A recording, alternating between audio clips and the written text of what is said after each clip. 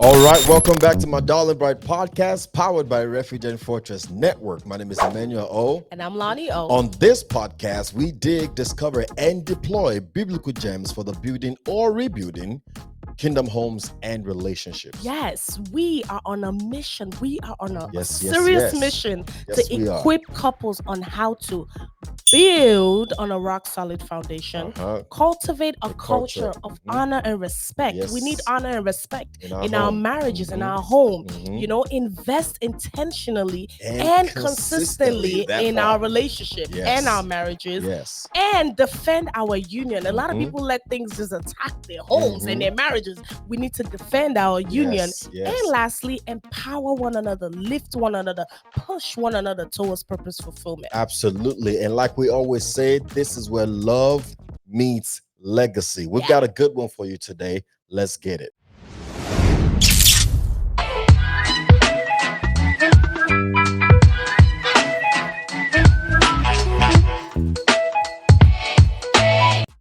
So far, we have been talking about marriage unfiltered. That has been the series for the month of May.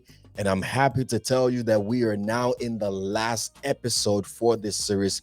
We've talked about love languages and communication. We've talked about expectations and reality, what we thought and what we actually got, you know, and to the glory of God in our case. We got better than what we thought. Exactly. Amen to that, right? So, and then we've talked about dealing with outside opinions. Yes. My goodness, that one was heavy. A powerful Third parties. Was a heavy one. Dealing with third party opinion, and we talking about third party, family, friends, strangers, professionals. You know, if you have not seen any of these videos, any of this episode, you are doing yourself a disservice. Yes. Please, please, please go back and watch everything from May going to April. Watch everything from April. I believe that we are dropping some serious gems that if you apply them to your home and your relationship, you will begin to see a difference.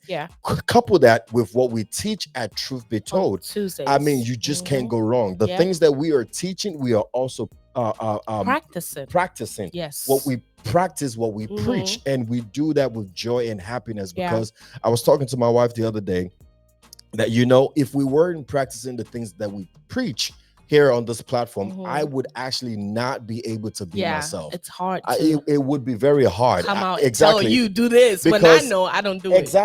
And it's a prescription that I've not tested, so I don't know if it works or not. But I can gladly say it does work. It does work. We see it in our home, and I believe that if you begin to apply it to your home and your situation, you will begin to see a difference. Because one of our mission, other than bride, equipping you to bride, build, respect, invest, defend, empower, we also want to help you to have a graceful and smooth transition from your now to your next. And that means your next level, because there's always a next level to every relationship.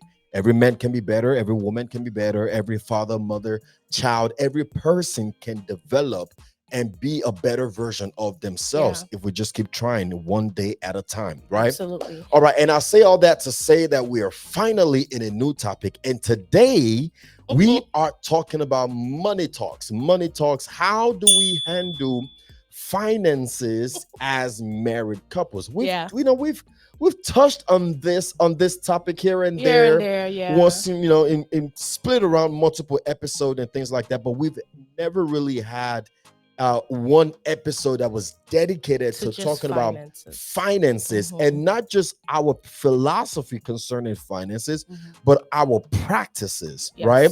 Not just what we believe, not theory, but what we actually do. Exactly. And so it's going to be a lovely one. And I was going to even add to that. That's even the difference with what we try to do here when we sit and discuss is to kind of show you, really, this is practical stuff that we make sure we do before we come up here and tell you to do it, because and we try to give you the bigger picture of even the things that hasn't worked. We could tell you what we did to then make it work. You know, you understand what I'm saying? And when it comes to money, that's one of the, I feel like it's a big one. You know, for some people it's a touchy topic too. A lot of people don't like talking about money because it's a big thing when it comes to relationship and marriage. And for us, I mean, for us personally, I never saw it as a big deal. Maybe because of the way we approach it. Well, the reason why it's a thing is because the topic of money is a very sensitive topic to talk about. And if not handled with care, it can actually cause friction in the marriage. That's true. Yes. You know what I'm saying? I agree. Like, for example, I'm going to give an example of us. Yeah. And then I'm going to give an example of one of my mentors, right? One of my mentors, he was like, when they first started ministry a long time ago, right? Him and his wife, you know, they had a situation where they were talking about money and they were doing the finance, like the math. They were budgeting and, you know, kind of doing calculations and things like that. And somehow he just got upset, right? He got upset at her, but he was really just upset at the situation. But again, it looked like he was taking it out on her. He was raising his voice and things like that. And his wife, you know, started crying, and she just, I don't know. I mean, this is what it is. I've done I've added, I've subtracted, I've tracked everything. I don't know. This is, you know what I mean? And he realized in that moment that what was going on was not necessarily bad financial management. What was going on was low money, low finances. They just needed to level up their income. You know what I'm saying? They just needed to level up, to be quite honest, right? It's like if you were saying that we can save a little bit if we just stop buying coffee here and there. And Warren Buffett was like, yeah, you can $5 here and there is not really it ain't really gonna make a difference. What you need is another job, start a business and level up, right? And so my mentor was like, you know what, since that moment on, he walked out of that meeting with his wife. He went into his own like room or whatever, into his own space, and he made a decision. He determined in his heart that this would be the last time they would have money arguments. Like it would be the last time they would ever have to worry about money. And so his prayer point became, God, bless me so that I can bless your daughter and give her everything she ever needs, and do it in such a way that she doesn't ever have to cry or worry about money ever again. You know what I'm saying? And bringing that back to us, talking about the sensitivity of money now. I mean, there are times where we will do the math and it's not adding up. And you know, to even paint a clearer picture for people, right? Because some people might be like, well, so why is he upset at her? So in some situations, or in their situation, which is also similar to us as well, both parties are working and bringing in money. That's never a question or an issue. But for most for us and for them as well, the women, us, we're the ones that is like keeping track of the finances. You know, tracking it, making sure, okay, so what do we spend on and all that, you know, okay, all the bills are paid for this month kind of thing. So that's why it was like, okay, so it's not adding up. But then the way it looked, right? It looked as if, and this has happened to us too, full transparency. We've had conversations about finances, and it's like, what happened here? What happened here? And I'm like, this happened.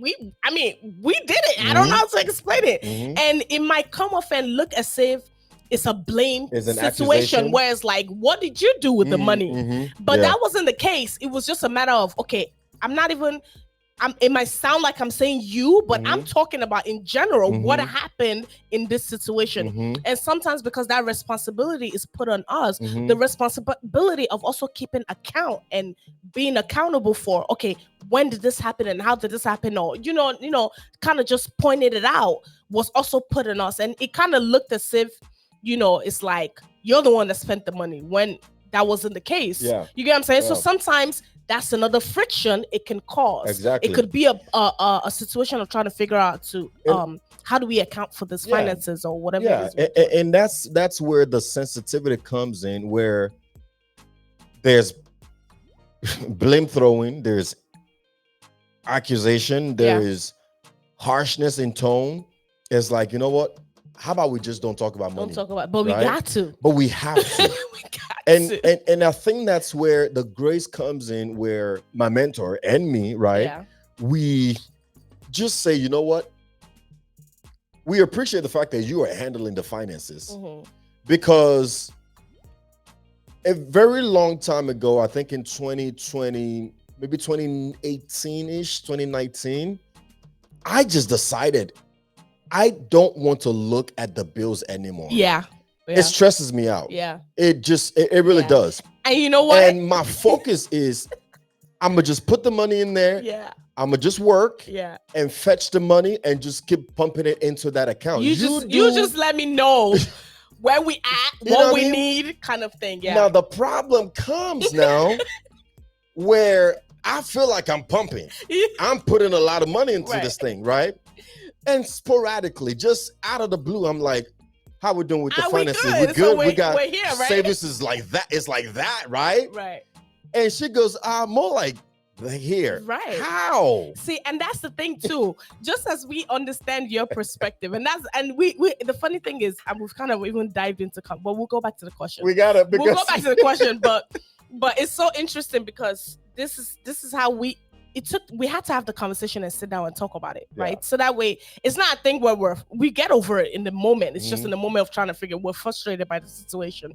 But we had to sit down and have a conversation and listen, we need to stop every time we come together to try to make sense of it. Let's not argue about it. Let's just sit down and figure it out. Yeah. But just as we understand that, okay, you're not seeing it, you're in your mind, this is what was put, this is what came into the account. Yeah. I don't pump the money in there. Now I'm expecting a certain amount. But you have to also understand it from our perspective. You're not seeing it. We are. We're seeing the bills coming out. Woo. We're seeing these things coming out. So if I tell you, but I guess, if I tell you it ain't here no more because this already happened, so baby, then you should be like, okay, I guess it makes sense. Let me give you more enlightenment. Okay. On that situation. The reason is this, right? Okay. If you guys are like this, let us know in the comment section, right? Husband and wives, if this happens in your home, why this doesn't even change the dynamics? We still continue the way we do. Of course. So the reason is this, and if you agree with me, men out there, right? Or if it's the other way around, maybe the man is the one doing handling the finances and the nitty-gritty of paying the bills and all that stuff, and you don't want to see it as a woman. You just want to work and add whatever you can to your husband's income and let him handle all that. That's fine too, right? We're not here to say, you know what I'm saying? It's up to you as a couple. But if y'all have this back and forth, let us know in the comment section, right? But the reason why I'm saying is, it's like if you have, let's say, tissue paper in the house, right?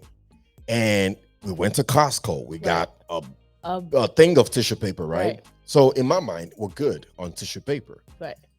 Now, yeah, of course we're using the tissue paper. I know that. It's not just sitting there. But here's the thing. Right.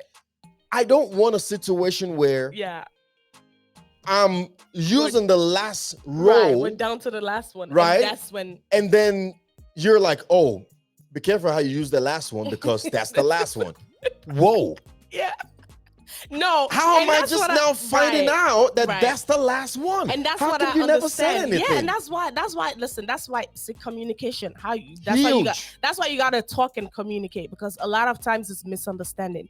And I had to understand that, where it's like, listen, I understand you're the one seeing it, but I'm not seeing it. So you got to communicate with me. If we're at this point and we're now in the middle, let me know. Quickly. So then I know we got to do some more things to up it up. Not when we get to the point where it's like, wait, don't spend that $100. Yeah, exactly. Don't wait till we're in trouble to say, oh, we might be in trouble. No. It took time for me to understand that's what you were trying to say. And it's all about communication, because sometimes when you're communicating, it's a lot of misunderstanding going on. You're saying one thing, I'm hearing a different thing. I'm saying one thing, you're hearing a different thing. And because of that, you don't get to a resolution. But it took us actually sitting down like, all right, wait, before we even get to the finances, do you even understand what I'm asking you? Do you even understand what I'm trying to say? And I'm like, you know what? It makes sense. Here's what I would do for you. I came up with a whole new structure of how we budget now and how we keep account. Because now we can then narrow it down to the dollar. So that way you can say, oh, okay, that makes sense. I remember when that happened. I remember when this happened. It's not, because a lot of times I just be like, what do you mean? Miscellaneous miscellaneous. And he's like, what's miscellaneous? Miscellaneous. That's your favorite word. I'm like, there's a whole lot under that miscellaneous. He's like, what is miscellaneous? Here's the thing. I don't know, you were there when we spent it. When miscellaneous is more than the bills, we got a problem. No, miscellaneous is never more than the bills. Okay. Miscellaneous is a lot, but it's never more than the bills. We gotta cut down on the I feel like we've digressed. Okay, let's bring it back to the teaching for today. Okay, first question. We have digressed. But here's the thing. Like, I will say this though. If you find that the discussion of money has been a sensitive one for you, I think it's because you've been looking at it the wrong way. You've been approaching going about it the wrong way. First of all, money is money. Yes. It comes, it goes, and more will come. And more will come. Please understand that. Yeah. One of my other mentors said, I disrespect money. He said, have no respect for money. That's the way he said it. He said, have no respect for money because when you carry money like this, you follow what I'm saying? You don't open up enough to allow more to come in. Yeah. You follow what I'm saying? Absolutely. So don't be reckless. Yeah. But don't make money your God. Yeah. Essentially, right? Live a good life and believe God that if you're working, more will come. Yeah. And use it and with wisdom. Nobody's saying and to just be reckless with it because money is whatever it is. But at the same time, don't let it hold you bondage. And then maintain the mentality too that your spouse is not your enemy. Yeah. Your spouse is not the one causing havoc, causing issue financially. It's communication and proper management. For some people it is. No, for some people it is. But again, communication and proper management. Once you know the kind of person your person is managed properly. Exactly. Maybe don't, for example, it's crazy. You the spender. I'm the spender and I'm the one that manages. And I got you managing the money. Oh my God. But there's a I almost said there's a control. There's a buffer. I'm the spender, yes, and I'm the one managing the account. But we both know what's happening with every dollar that we spend. Yeah. You know, I don't just take the card and just spend recklessly. Right. You know what I'm saying? I'm the one that always want to. Let's go out. Let's do this. Let's do that. But I would never just go out. Boundaries to your spending. Absolutely. That's a good point right there. So put a boundary. If you are the spender, even if you're not the manager of the finances, but you find that you are the spender. And maybe your partner points fingers at you almost all the time, saying the reason why we don't have saving is because you buy this, you spend this, you do this, you do that, right? Maybe we need to put boundaries, right, around that spending habits. Yeah. There's a budget on a monthly basis that you can spend. Any more than that, you gotta wait till next month. And we have to stick to that. And you cannot victimize yourself or turn yourself into, oh, my husband is not doing this. You cannot do that. Especially if as we get into the conversation, you will find out why we're saying what we're saying. Please. Okay, first question. How did we approach finances when we first got married versus now? How did we approach finances when we first got married versus now? Yeah. A few things I would say. First of all, we did something. We dated for 6 years before we got married. And that meant that in those 6 years, we were practicing marriage, if you will. That was an intentional thing. That was an intentional thing for us, right?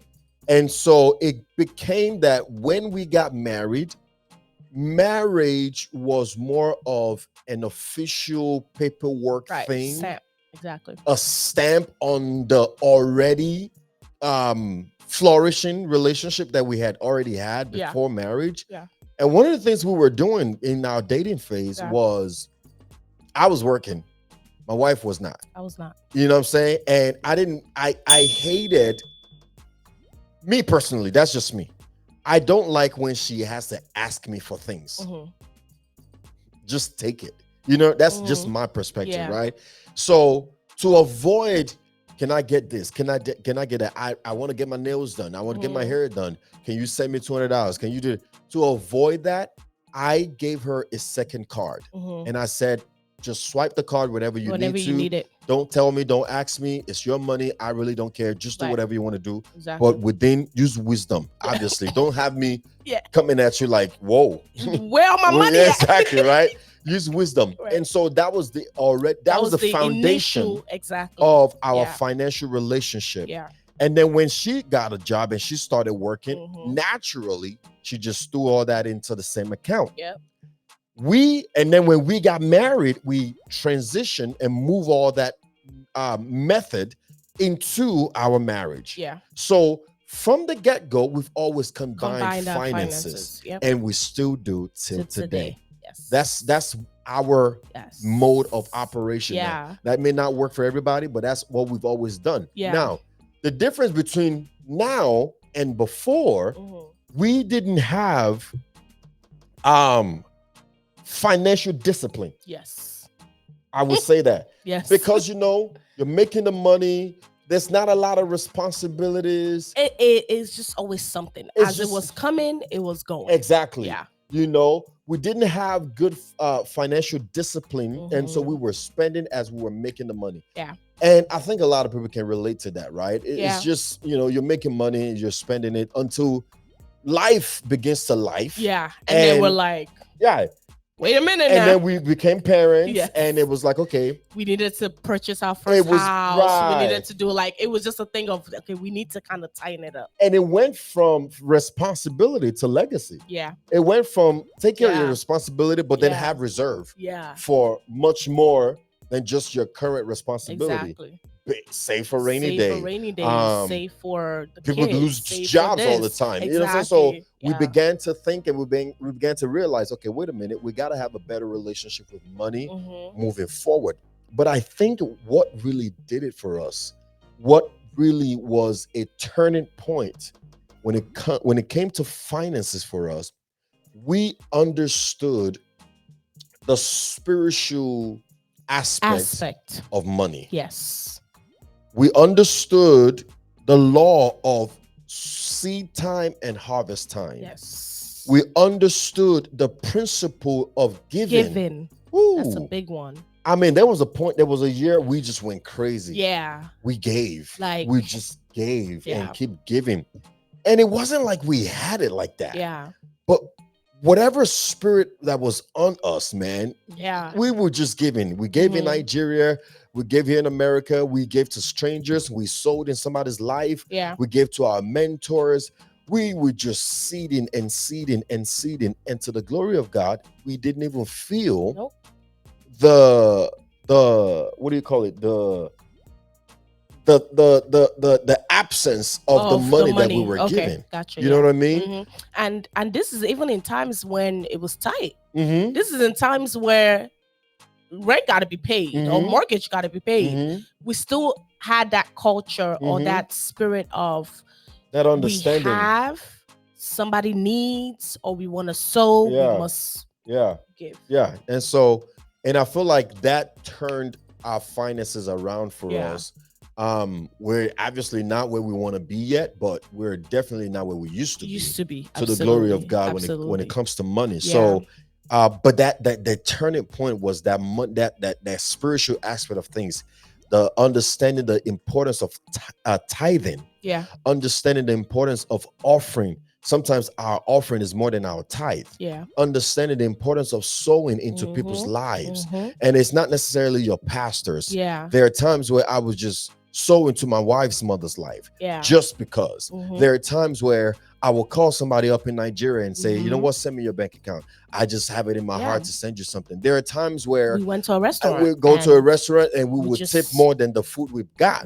There are times where I'll be on YouTube, I'll be watching a sermon, a ministration of a church in London, a church in South Africa, a church in Nigeria.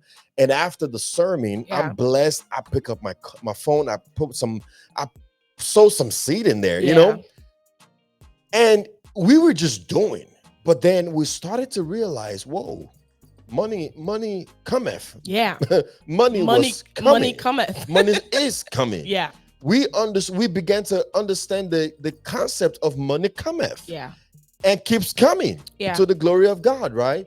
And so if anything, I will employ you listening at this stage of this episode. Please learn, understand, implement, embrace the spiritual aspect of money. There is a spiritual aspect of money. Yeah. Money is a spirit. Yeah. It comes where it is welcome. Yeah. It comes where the principle is understood. Yeah. It comes even when you don't want to make the money. It just keeps coming. If you're like this with money, it's hard to receive. Yeah. You got to open up. You can't just tighten up your You can't be afraid of trying to hold everything together and hold all this amount came in. Let me hold it together. It's not saying to just throw it all out and waste it. And like we said, investment, you're sowing a seed. It's not just to just spend recklessly. Or I have this amount of money that said I should let it go. Let me just go buy this. No, it's not that. And don't do it grudgingly neither. Yeah. Right. Don't give grudgingly. Don't sow grudgingly. Don't even give expecting. To be honest, exactly. It's just a thing of listen. Cheerful giver. Yeah. I just want to be a blessing. I want to bless and this. Be careful about wherever it goes to go. I mean, there were times where we got like it was like a first check, and God knows that first check was needed.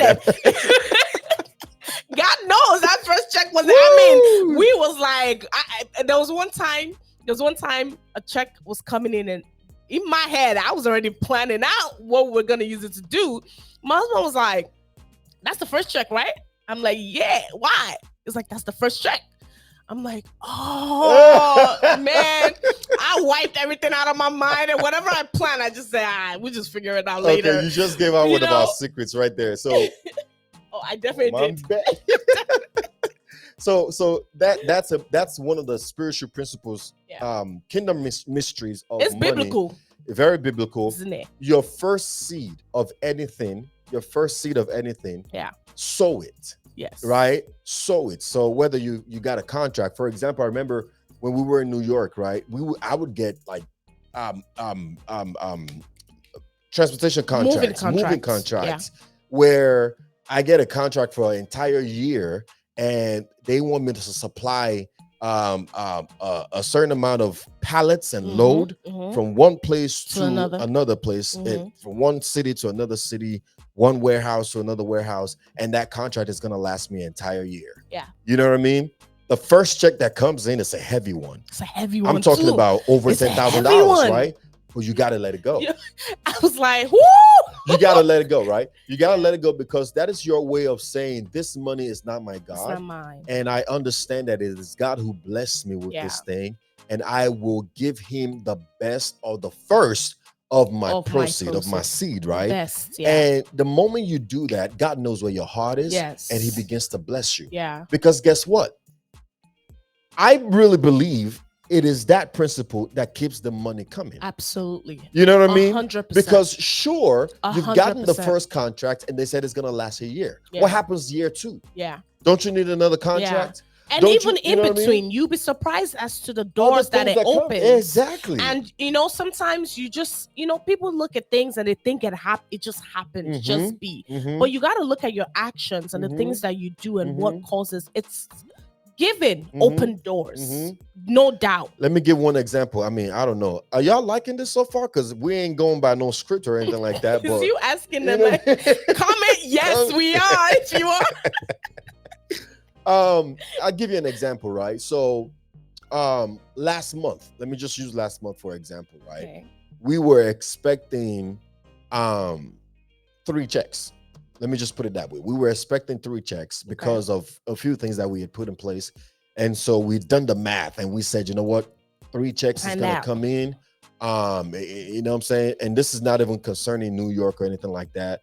I keep referencing New York, but don't worry about it. But so we were expecting 3 checks, right? Excuse me. I'm like, New York? What happened in New York? Because other checks comes from New York too. Is what I'm saying. They don't know what you're talking about. I'm like, New York. But something separately. So something separate, right? But 3 checks was expected to come in April. Yeah. But for whatever reason, it happened to be 2. Yeah. That came. And we were a little disappointed. Yeah. But again, things got moved around and it just ended up being 2. Exactly. That ended up coming. We're a little disappointed, but we said, you know what? God is good. God knows what he's doing. God is, we ain't worried about it. He's never disappointed us. He's never disappointed us. So, and I love something about God, man. Once you have an expectation, he will as long as it is in his will, he gonna find a way to meet that expectation. At least we found that to be true for us. Right? So we were expecting 3 checks. 2 came in, and I kid you not. Moved on from it. We moved on from it. We didn't talk about it anymore. It's whatever. Let's keep it moving, right? Yeah. On the very last day of April, on the very last day of April, I get a notification. I ain't gonna talk about the amount, but an amount came in, and I was like, whoa. I was like, where did this come from? My wife. I'm the one I was like, she was like, what happened here? Something right. This is more than I was expecting. This is way more than we were expecting. I'm like, I was like, yeah, screenshot. Let me see what are you talking about. So she sent me the picture. Were you expecting this? She sent me the picture, and I'm like, I was not expecting that, but God is good.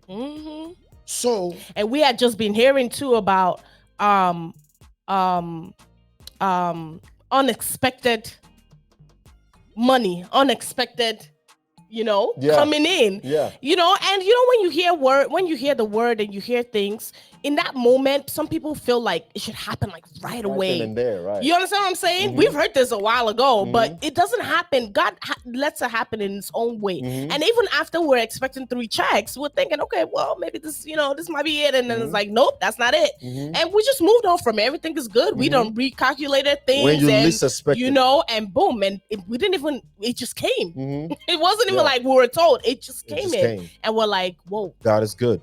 God is good. And so there are many principles like that. Yeah. And then there are many instructions concerning money that God will give you. I remember a time we wanted to do something, and I was thinking to myself, hey, we got to hustle. We got to make more money. I got to get another contract. I got to get more clients. I got to do something. I got to invest. I got to do something to raise more money because we need that money. And God said, don't. You said, I was like, say what? I need this. Yeah. He said, no, I'm going to do it. And I don't want you to do anything to make you feel like you did it. He said, be still. I'm going to do it. He said, don't touch it. Don't do nothing. Don't raise no money. I said, all right, sir. You have to understand the difficulty in obeying that instruction. Yeah. You follow what I'm saying? The way God especially if you are a go-getter. Yeah. If you're one who doesn't just sit down and, you know what I'm saying? You are a go-getter. You see a situation, you want to bring a solution. Don't sit still. You know what I'm saying? So he said, no, you're not raising money right now. You're gonna trust me, and you're gonna watch me work. Yep. And has he been working? Day and night. So what's our relationship? What is our what was the question? How was that? How did we approach finances? Oh my goodness! When we first got married, and now. So as far as have we answered that question? As far as we're concerned, we still do finances the same way in terms of putting our money together. Yep. Joint everything. We do joint. Like when it comes to money, we're not concerned when it comes to each other. So that's never been a case. Everything in our life is joint. Everything is joint. Like this. Look, my mouth's like this. And the two shall become one. One. It don't get no more one than this. Okay. And then discipline. That's what's changed for us. Discipline, and understanding the spiritual aspect of money. Of finances. Yeah. Man, that more than the other that changed. Yeah, that changed the game for us. That changed the game. You just gotta have faith there. And the thing is too is that the spirit of giving, it just came naturally as well. Yeah. It wasn't even like we saw it as like we knew this is what it did. It wasn't until we started doing it and it became a pattern and we noticed it that we're like, wait a minute, this is a thing. You know what I'm saying? But it was just natural for us to just be like, you know what, fine, we can move things around, we'll give.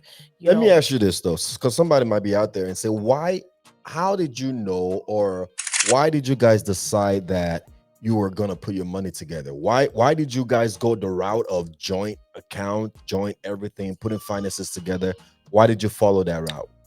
For me, before getting married, I've always had the mentality of whoever I'm gonna marry is me and you. Like we're like, I've had that understanding, you know, from learning and growing up and all that kind of stuff of joining together and becoming one. Yeah. So meeting him, and number one, the first approach of just kind of like, here, take my card. I'm not working, but whatever is mine is yours. That kind of mentality already aligned with what I believe, even before I started making any money. So for me, I just feel like money is not a thing for us to, it's not mine, it's not yours. What's mine is truly yours. What's yours is truly mine. So I don't need a separate account or a separate place to put my money in. And I understand why many other people might feel like there's reasons why they have to do that. Yeah. But for us, when I say we literally, like, especially finances, we pay everything together. We combined everything. His student loans are my student loan. My student loan were his student loans. You understand what I'm saying? Like, everything is ours. Whatever you've incurred, the minute we joined together, became mine. Whatever I incurred. So it's like we just took what's yours is mine, what's mine is yours. We took it to heart in everything that we do. So with our money, it's like there's nothing to discuss about it. It's, you have your money, you put in the same. We don't even look at it as ours and yours anymore, yours and mine anymore. It's our money. Did this money come in? Did that money come in? Like, there's no separation, because for us, it's just like we're together. Everything we do is together. So why not combine the whole thing? And I think for us, you have to understand that for us, we trust each other. Yeah. Like, who else would I trust with my life? No, you say that statement. Some people might not feel that way, right? So in explaining it to them, that's how you feel about me. That's how I feel about you. That's just how we feel about each other. Some people might feel like, I don't trust my spouse with my life. Some people might not feel that way. It's true. Yeah, it's possible. That's you. That's me, right? That's me too. Right. Right. You funny girl. Is that just you? But we have a great deal of trust for one another. That's number one. Number two, we trust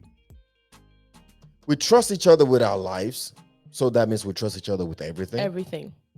But we also trust each other to not mismanage. Right? We know that much about each other, that I can trust you with our finances, that you're not gonna do anything crazy. You're not one to, like, for example, just because you have access to the money, give a family member a certain amount of money without having a conversation with me. You're not one to just go online and do a shopping spree without talking to me. Without you knowing. You know what I mean? Like, we can trust each other to that extent that we have good financial management. Absolutely. You know what I mean? There are certain things we don't check on each other about. Like, for example, you would go somewhere, you need to get a coffee or whatever, you buy your coffee. Yeah, you need to get anything. I see the $7 and I'm like, oh, what's the $7? Oh, I got that was the other day. Yeah. That's even the ones you see, because you don't even get notifications on it. So it's like, we just trust each other, that we use management. There's that level of trust. And then there is also the biblical understanding of oneness. Yeah. And you don't become one in one aspect of your life and then separate in another aspect. Yeah. That is a recipe for disaster, in my opinion, when it comes to marriage. Yeah. When the Bible commands us to be one, we literally have to be one. Yeah. You know, the reason why most people are not one in that aspect when it comes to finances is because there's still that thing in your mind where you feel like you want to protect yourself, and you want to protect your future just in case this thing doesn't work. Yeah, that's just dangerous. In case we're gonna end up leaving each other, and you know, you go your own way, I go my way. I don't want to be vulnerable and exposed that I've done all this combining, and now it's difficult for me to separate. Yeah, the issue. Or if somebody feels like they have more money than the other person, so they got to do prenup. They got to keep their money separate. They got to look, whatever works for you, that's fine. We're just talking about what works for us. You know what I mean? We believe in oneness. Yeah. And oneness in all things. Oneness in all things. I'm talking about, if we could, we would be glued to each other wearing the same outfit, the same sweater. Literally, if we could, as I'm talking, she's talking, and we're saying the same thing. Literally, word for word. I mean, no, for real. Because we're so in tune, we're so entangled, we're so one. It's crazy sometimes, to be quite honest, right? But that's what the Bible prescribes for us. And that's what's been working for us. And you know, and we've gotten to that point. And it's something that, like you said, it really started from trust and building it, to be honest, because we just had to get to the point where it's like there's not an issue when it comes to money. I know you're not gonna leave with my money. I know I'm not gonna leave with your money. It's not even my money anymore. It's our money at this point, you know. And a lot of people too, the reason why they do that is because they felt like, you know, they want to have the freedom to be able to spend how they see however they see fit. We don't have that mentality. I don't have that mentality because when we started our family and we started this, I can't have the mentality of I want my freedom to spend how I see fit, because what I do doesn't just affect me, it affects him and it affects our children. Freedom is dangerous in relationships. So I don't look at it that way. It's if something is needed, we'll get it. If it's not, we can wait. I'm gonna let you go into the next question, but I will say one thing. Look at how you manage your finances to know if the spirit of separatism has entered into your home. A lot of people, you hear people talk sometimes, you be like, there is no oneness here. A lot of separatism. There is no oneness in goals. There's no oneness in vision. Exactly. There is no oneness in mission. There is no oneness in management of finances. There is no oneness in parenting. There's no oneness in the things they like to do. A lot of couples live a very, very, very separate life. Again, dangerous.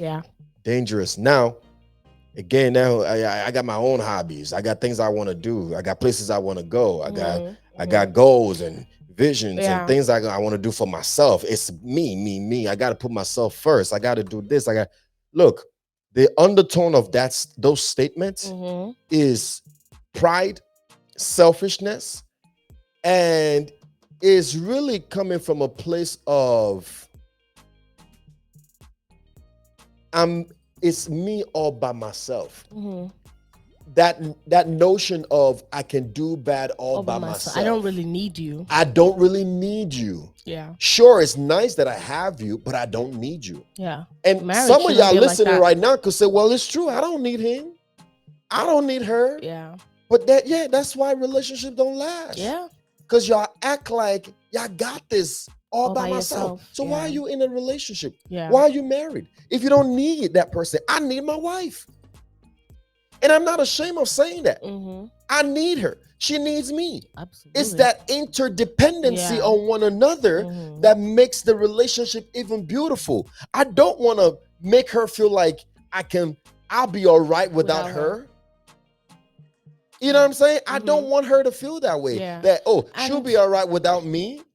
Understand. Because then what is the point? Because people, I guess to them, they take that codependency and translate it as something else.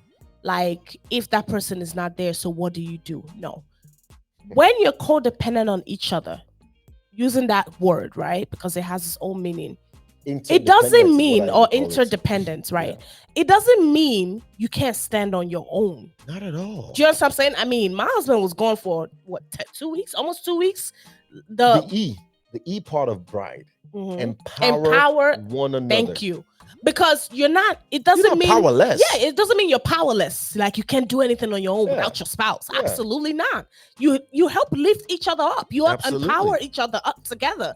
But you don't have that individualism just lingering. Individuality. Thank you. See, that's what I'm talking about right there. Always helping me. The Mark bag 11 right. Individuality. You don't have that just lingering around, because what it does is it causes a lot of separation. It's my own thing. I could do it by myself. And now we understand that people have their own structure and how they structure their finances.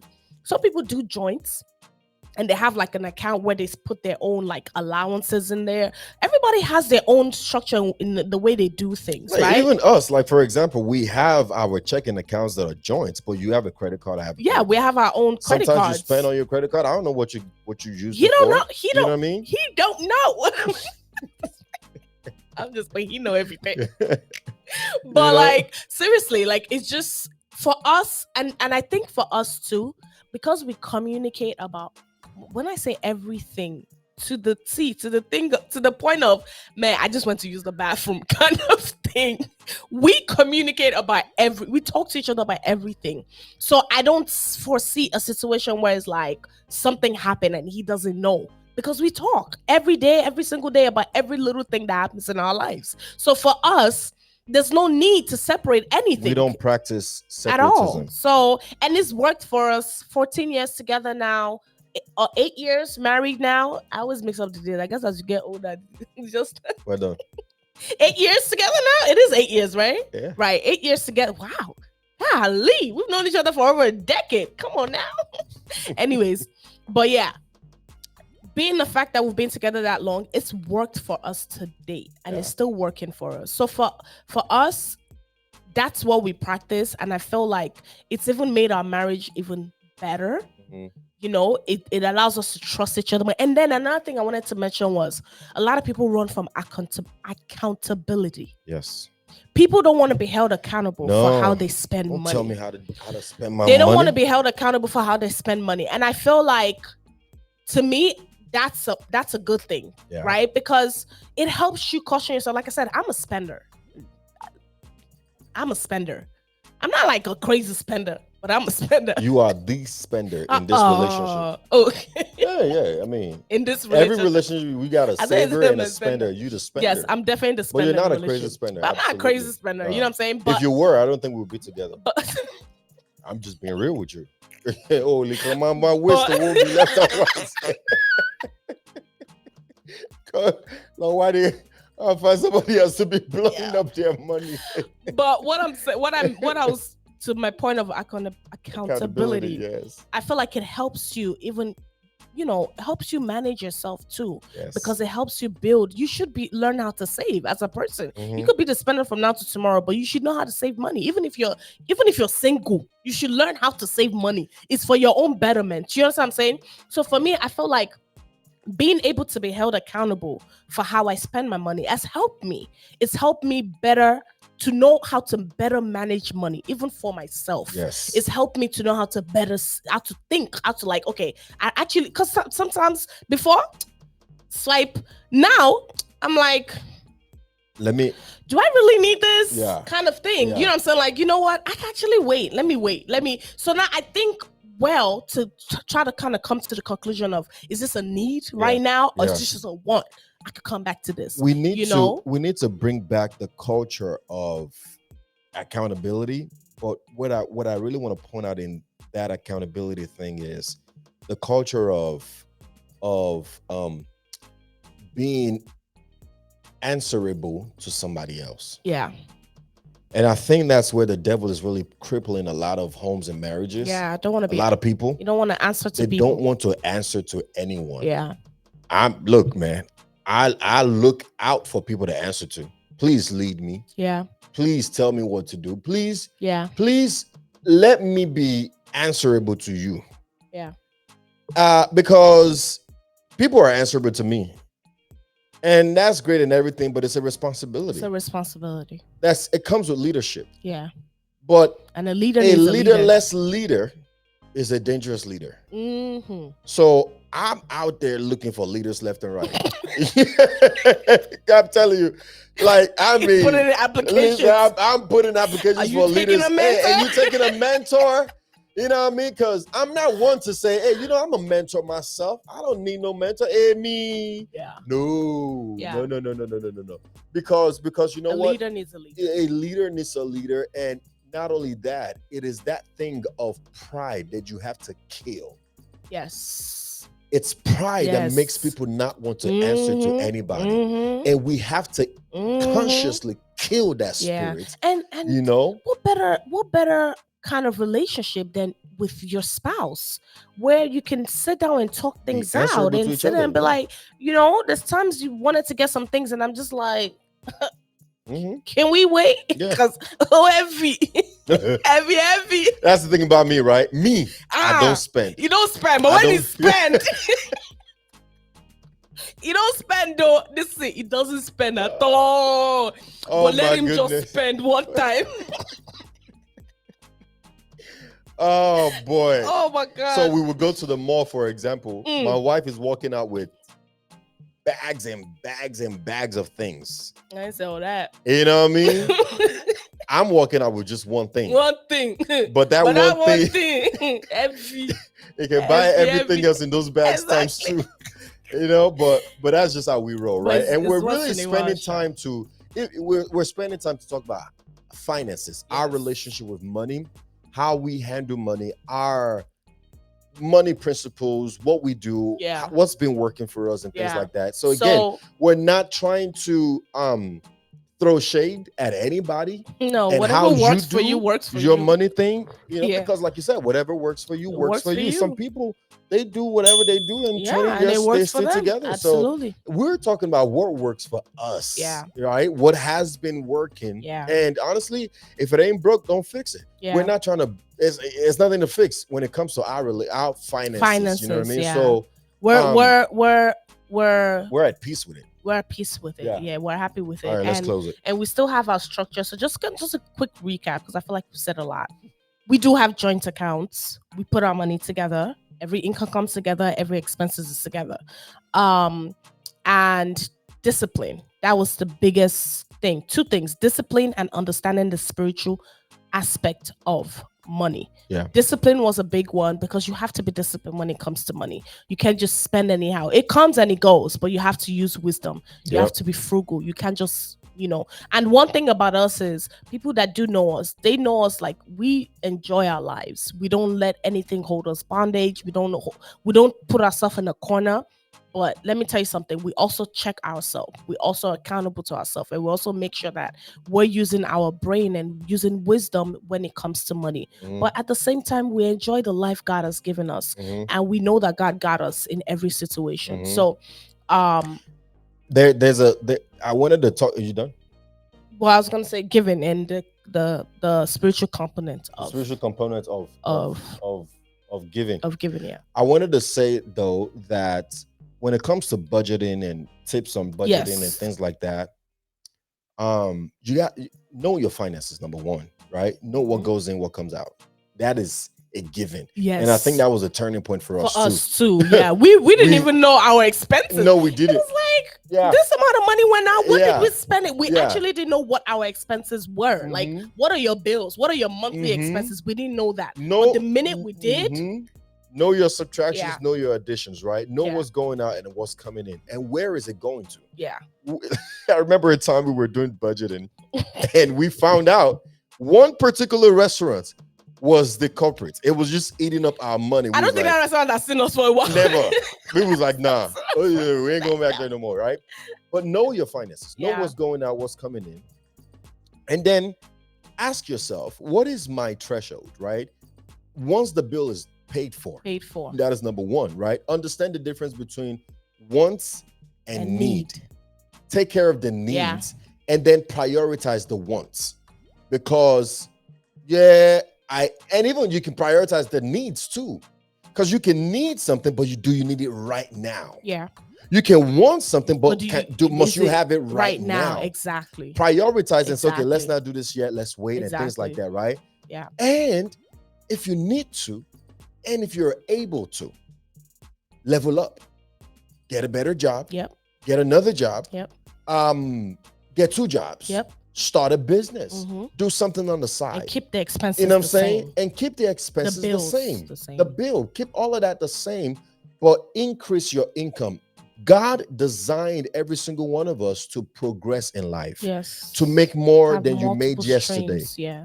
designed all of us to have multiple streams of Streams. income. He designed us to be fruitful and to multiply, to produce and enjoy the fruit of our labor.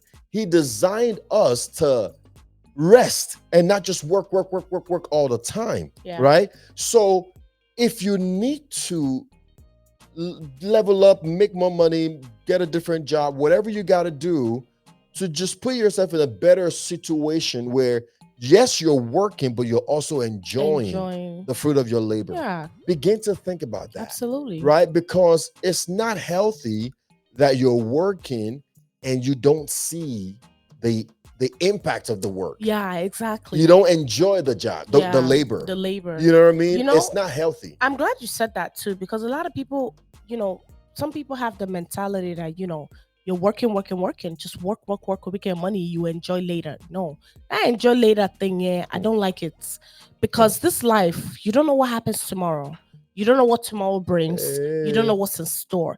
Enjoy life now. Enjoy life now. Use wisdom in how you enjoy, but enjoy life now. And that's one thing you said this one time before in one of our discussion, where you said, I think we had mentioned something about finances, and you said at the end of the day, you wanted to make sure that it didn't affect our lifestyle. You said it something like that. Yeah, I think I said that when we whenever we're in a tight financial spot, we of course we move things shuffle around, and move things around and kind of just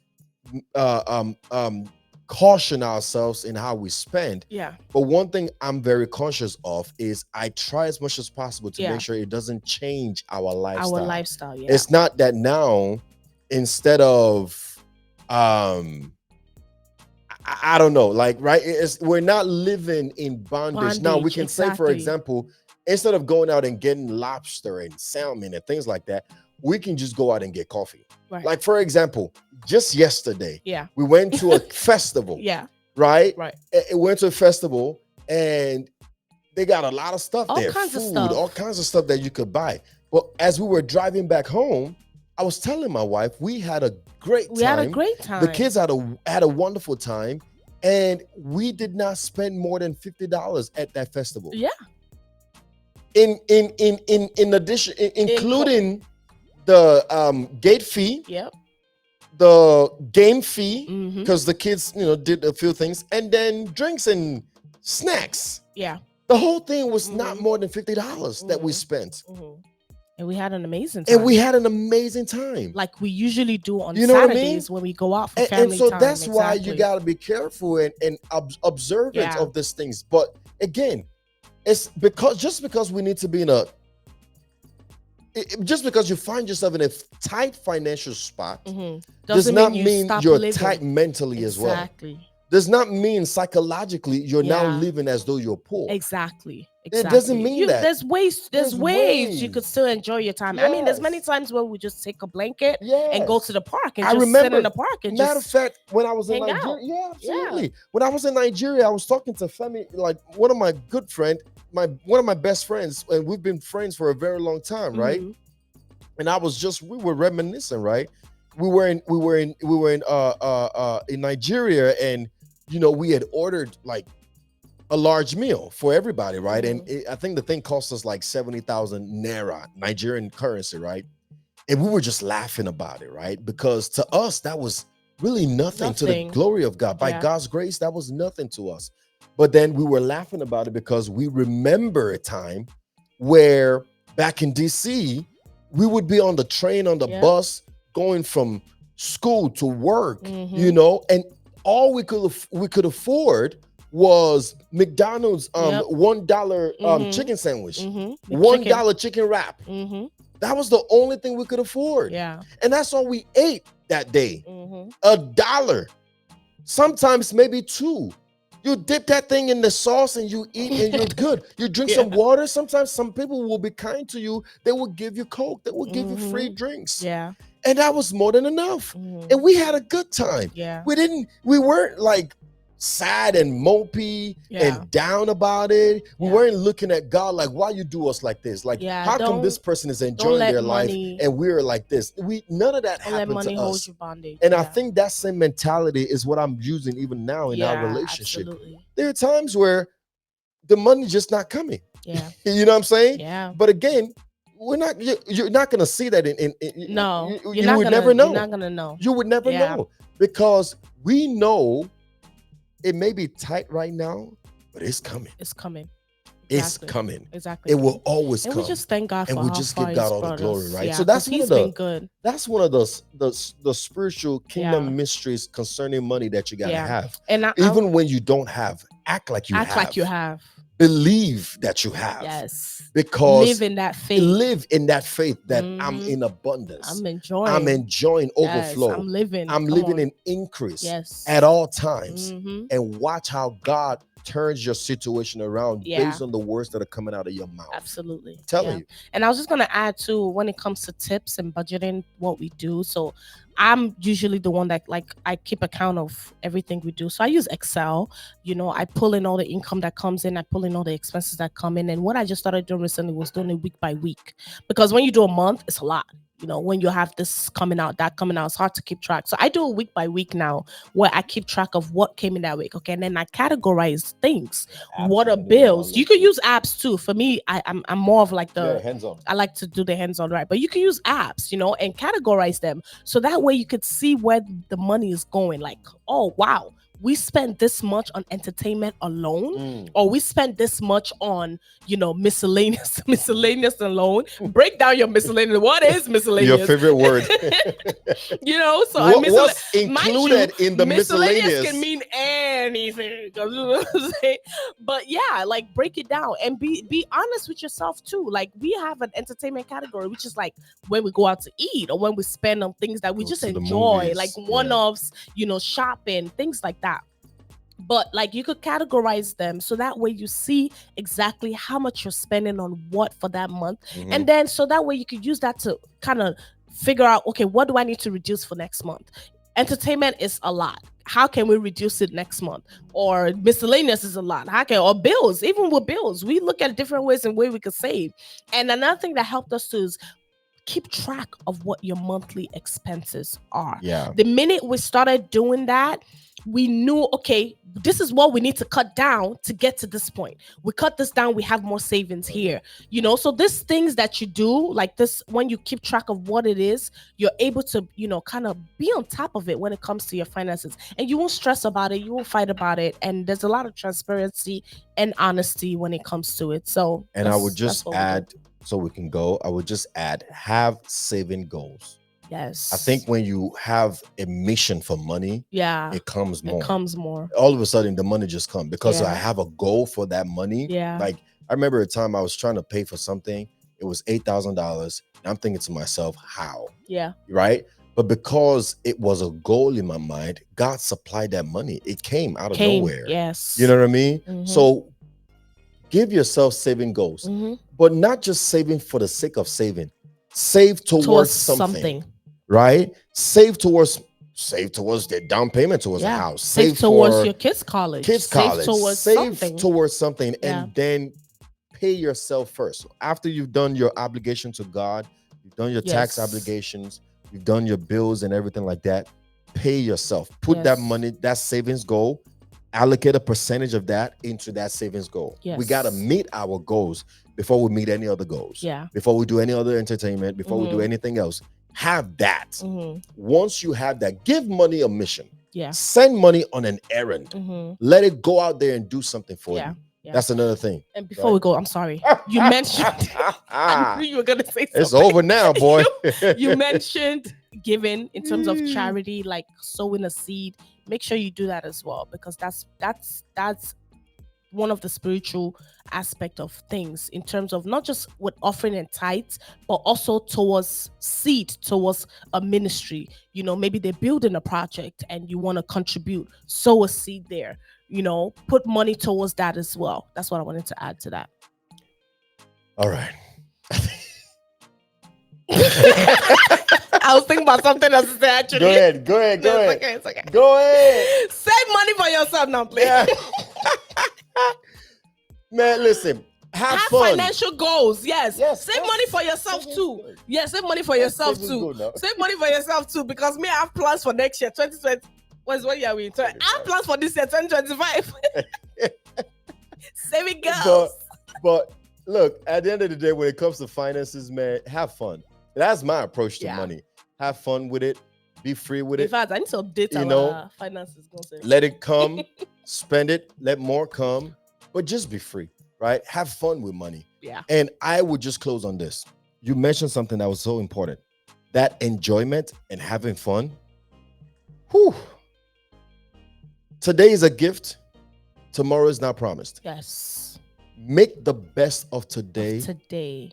The best way you can. Yes. While preparing and securing the future. Yes. If not your future, at least the future of your children. But please, live. Let me just say that. Live. Yeah. Live in the moment. Enjoy the gift that God has given you, which is your life. Make the best of it. And do the best you can for tomorrow. Yeah. But live in today. Now, I'm not saying to eat up all your seed. That's not what we said. I'm not saying that at all. In fact, seeds are not supposed to be eaten. Exactly. They have to be sown. It's the fruits of your seed that you eat. The harvest. Yeah, amen. So let's be wise on that, right? Yeah. But I really just wanted to say that because, again, man, life is interesting. Very finical. It's very interesting. It's very funny. But God is good. And I believe in you. I believe that God is gonna bless you. Yes. It's gonna take you to a whole new level financially, and you're gonna be smiling to the bank very soon. That is my prayer for you. Yep. As God has helped us to be smiling to the bank. Amen. Amen. Amen. All right. So I hope we shared a tip or two to help solidify your kingdom union, not only with yourself, but also with others, and most importantly, with God on today. Yeah. Don't forget to like, share with your friends and family, hit that subscribe button, and comment down below. And until next time, be the light, be the salt, and remember, all things are possible if you believe.